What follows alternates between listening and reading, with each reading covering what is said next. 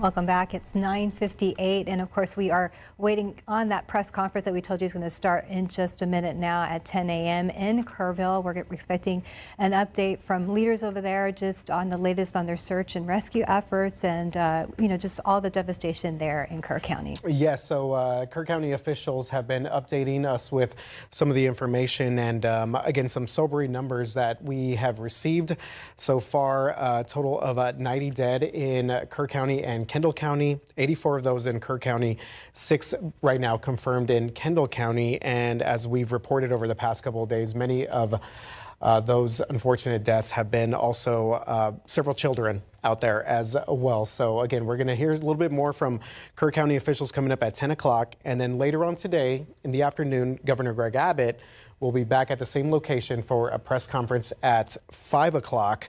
Where he's also going to update us on the latest from the statewide things in terms of the response and recovery efforts, not only in parts of Kerr County, Kendall County, but across the state as well. Yes, and we're going to keep you updated online and on the air here as well. And we were talking about the numbers. So besides the 90 combined deaths in Kerr and Kendall County, there are at least 10 more people who have died in flooding in other counties, including 5 in Travis County. So they're continuing to keep us updated on, on the loss of life there. And we were talking about it earlier. This is day 5 of those search and recovery efforts, and so crews are still out there, hoping for the best. A very tough job, not only because of the terrain, but emotionally, just knowing that they're looking for people, hopefully still alive.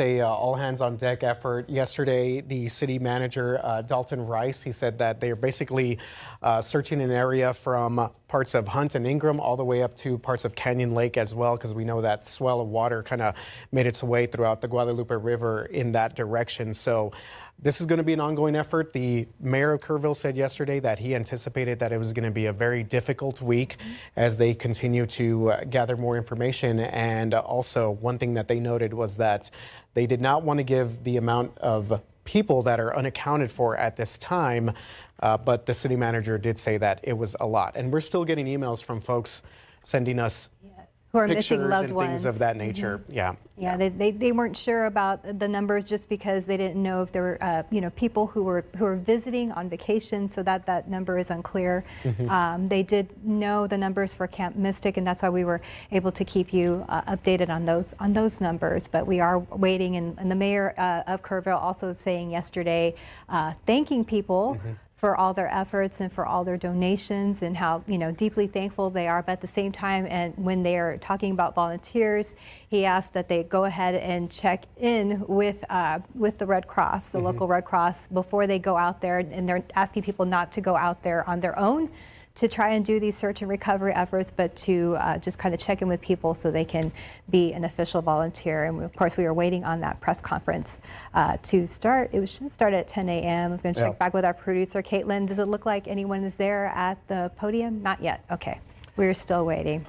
Real quick, I do want to mention, as part of Governor Abbott's press conference later today, the press release that we received was that obviously he's going to give a briefing and the press conference. He's going to be joined by the TDM chief, Nimkid, also Texas DPS officials as well, and Speaker Dustin Burrows. But they said that they're also going to get an aerial tour of Camp Mystic, and that they do plan to share some of that video later on today. So that's something that we might get later on this afternoon. We know that there's been a lot of focus about Camp Mystic, and that is something that they're going to do an aerial sort of survey of the damage and the devastation that's been left behind there. So that's a little bit more information from the governor's press conference, which will come up again at 5 o'clock this afternoon. At 5 p.m. And again, right now, we're not waiting on the governor. We're waiting on officials in Kerr County. That press conference slated to happen at 10 o'clock this morning.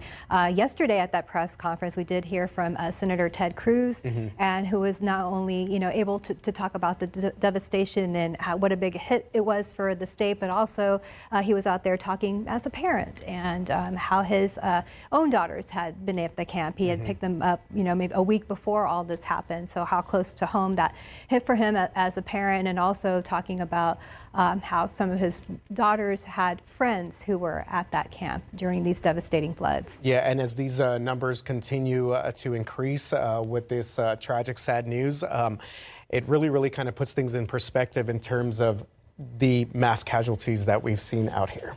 We do see someone there, so let's go ahead and listen in.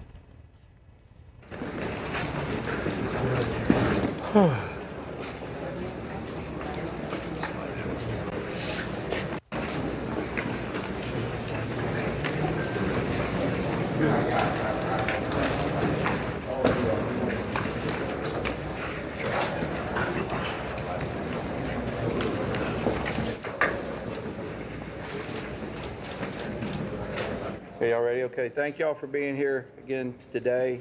Larry Letha, Kerr County Sheriff. I'm going to kind of go over some brief notes with y'all real quick, then I'm going to pass it on to the mayor. Hundreds of first responders remain along the Guadalupe River in Kerr County working to reunite families. The large search and rescue effort, including local, state, federal, and volunteer agencies, continue. As of 8 a.m. Central Time, 87 deceased have been recovered in Kerr County, including 56 adults and 30 children. Identification is pending for 19 adults and 7 children, with 1 additional person still unidentified. At present, 5 Camp Mystic campers and 1 counselor still remain unaccounted for. We ask private boats to stay off the Guadalupe River to allow search and rescue teams to operate without any interference. This is a tragic time for us. We're so grateful and thankful for all the resources that have been provided to us to do this job. And I can assure you we will not stop until this mission is complete. At this time, I'm going to turn it over to City Mayor.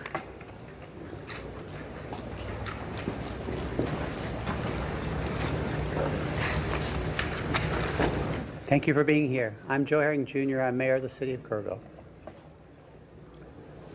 I want to reassure our community and those families that the city, the county, the state, and the federal experts are working together, not separately, but as one team. If you go inside the Emergency Operations Center, you don't see silos. You see one team. I want to talk briefly about in-kind donations. The outpouring of generosity has been tremendous, and we are grateful. We are working on a new system to accept donations. And when those plans are complete, we will post them online on the city's Facebook page. We are grateful. We need a new system to handle the generosity of the world. Financial donations can still go to communityfoundation.net. That's the community foundation of the Texas Hill Country. Again, we are grateful for the generosity of the world. Over and over, I've asked you to pray. It occurred to me that I haven't asked you for what to pray specifically. Please pray for those who mourn, for those who wait, and for those who help. Now I'd like to call on Lieutenant Colonel Ben Baker.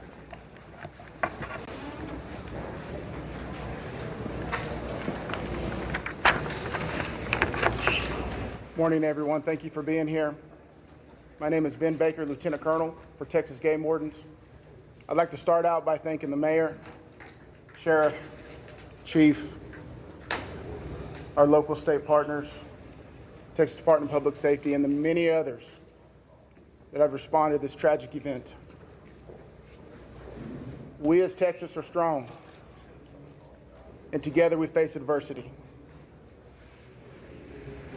Your Texas Game Wardens responded in the early mornings of Friday to this tragic event, along with many other local and state partners.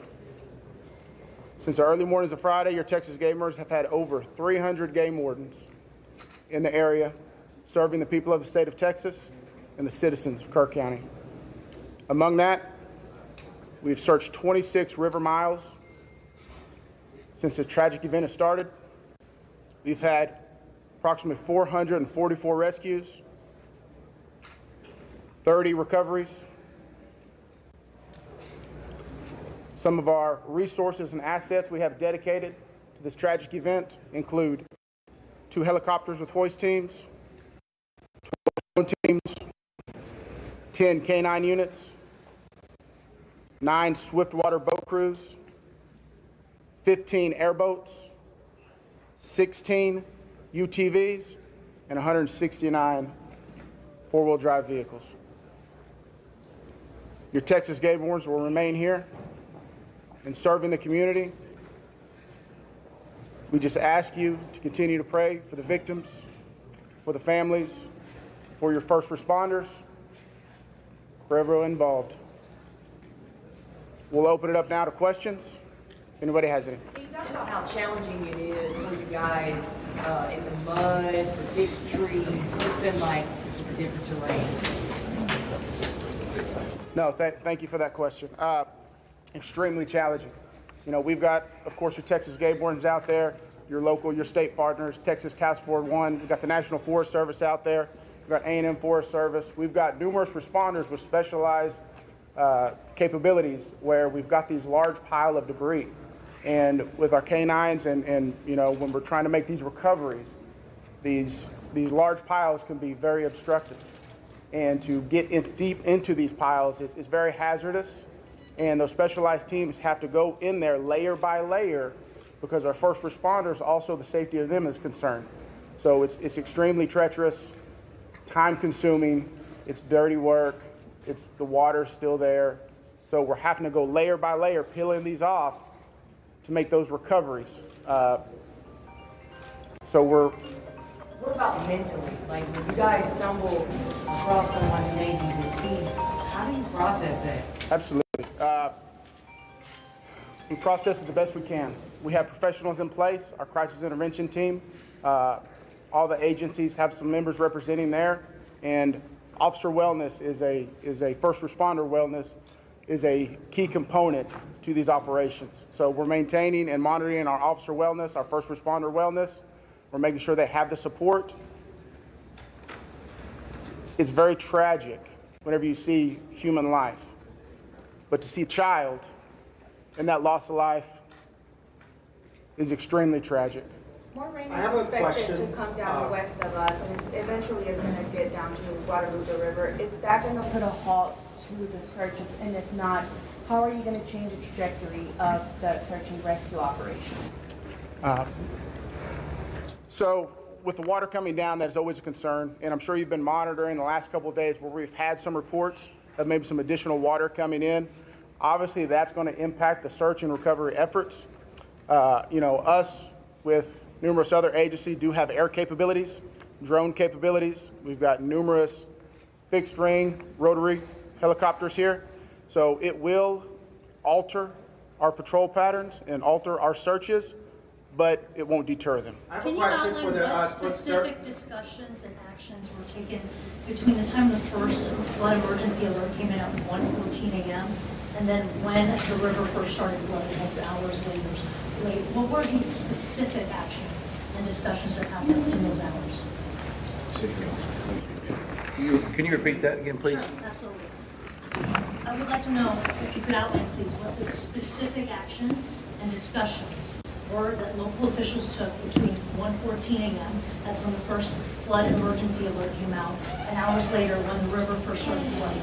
What happened in those hours? What I can tell you, when I was first notified, it was around the 4 to 5 area. One of my sergeants was in dispatch when the first calls started coming in, the actual 911 calls come in. Like at 4 in the morning?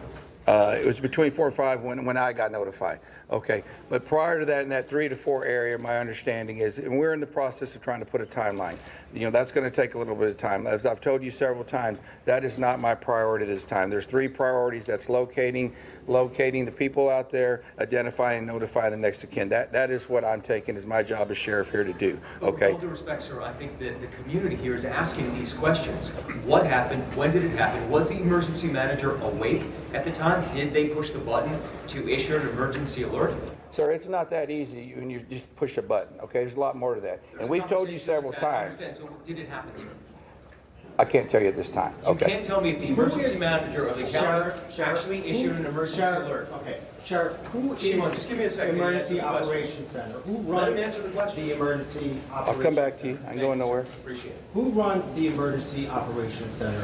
We have a communication center, a dispatch, okay? We have a communication center. That's where the calls actually go to the police department, then they're forwarded to Right, us. but leading up to this, in monitoring the weather, there is, in any large city, in any state, there's an Office of Emergency Management that is monitoring the weather, that is watching and listening and getting briefings.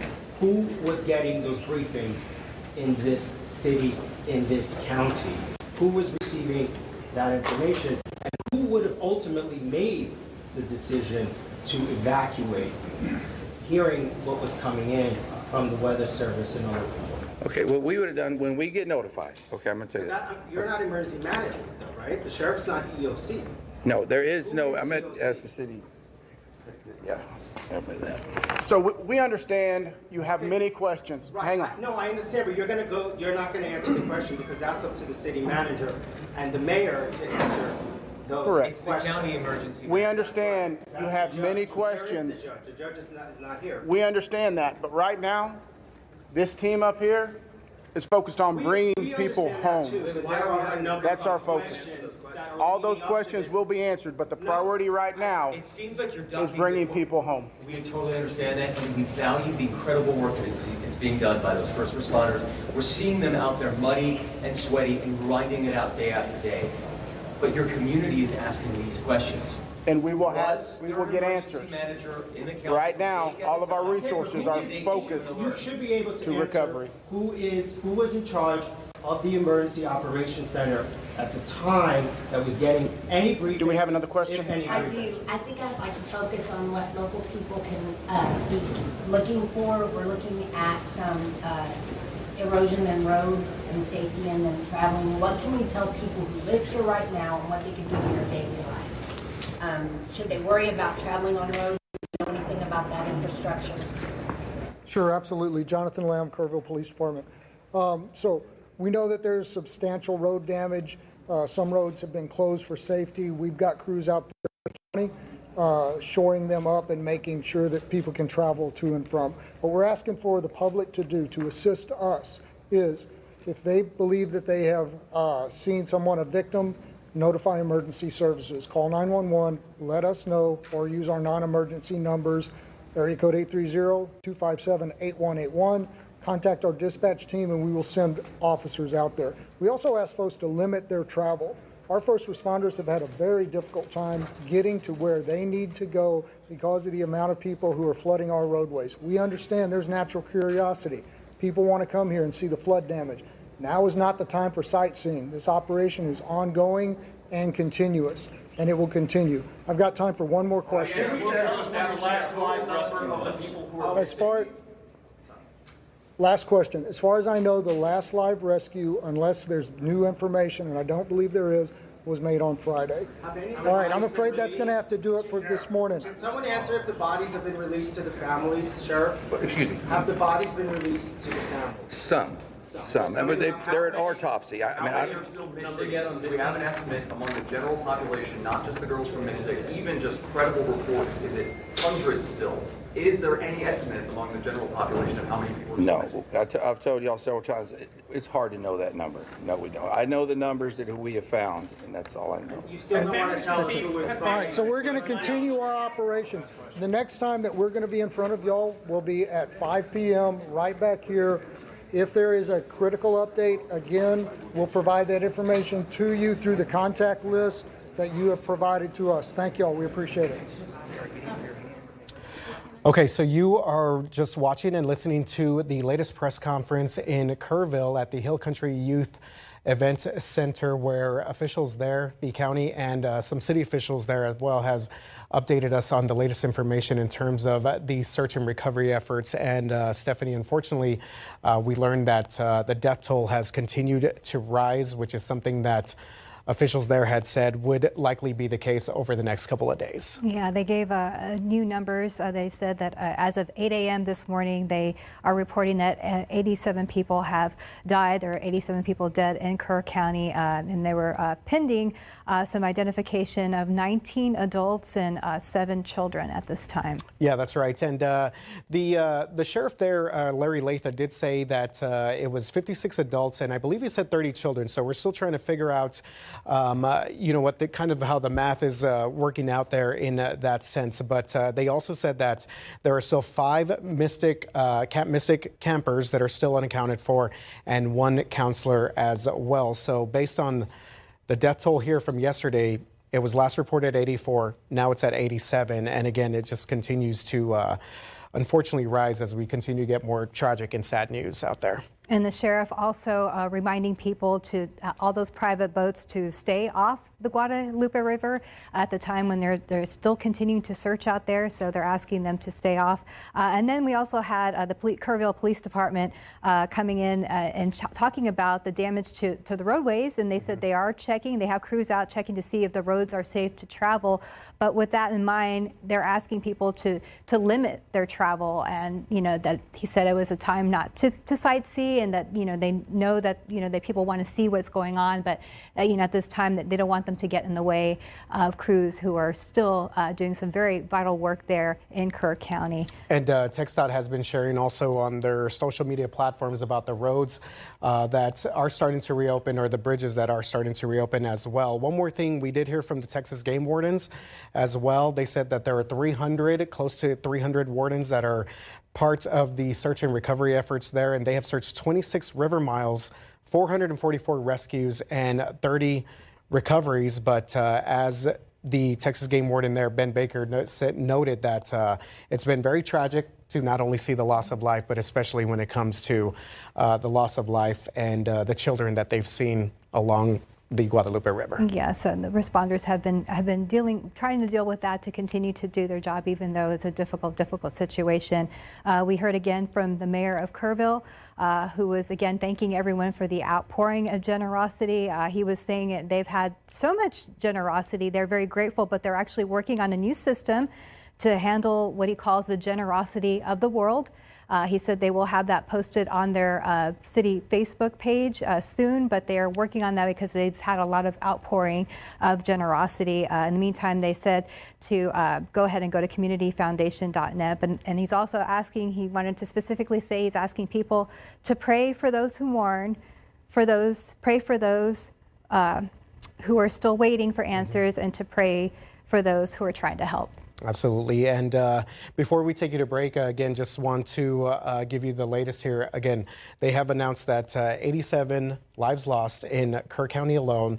6 were reported yesterday in Kendall County. So we're looking at 93 right now, lives lost within just kind of the hill country and our specific area. And that does not include, obviously, the people that have unfortunately passed away further up north in the Austin area as well. Yeah, but stay with us here on air and online. We have that press conference, like you said, coming up at 5 p.m. with the governor.